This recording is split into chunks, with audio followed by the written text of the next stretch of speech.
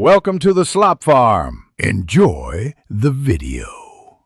In this video, I will explain how to put your Audi A7 in neutral without the key. First, ensure your vehicle is on a level surface and the parking brake is engaged for safety. You'll need to locate a small access point near the gear selector. This often involves a small cover that can be gently removed.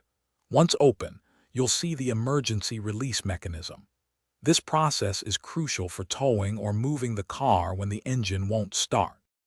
To begin, look for a small plastic cover in the center console, typically near the gear selector or within the ashtray compartment. You'll need a small, flat tool, like a flathead screwdriver or a key, to gently pry this cover open. Be careful not to damage the surrounding trim. Once the cover is removed, you will expose the emergency release mechanism, which is usually a small lever or button. Before proceeding, always confirm your Audi A7 is on a level surface and the parking brake is firmly engaged to prevent unintended movement.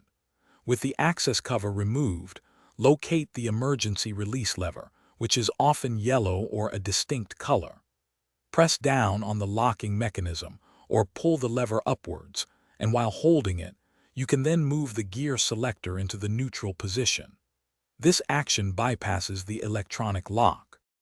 After successfully shifting your Audi A7 into neutral, remember to re-engage the parking brake immediately if the vehicle is stationary.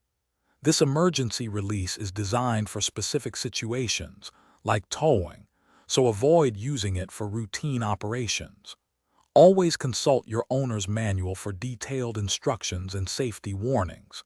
And hey, while you're checking out car essentials, don't forget to look in the description for a link to little trees, black ice, and other great deals to keep your ride fresh. Thanks for watching. Consider subscribing if we helped you today.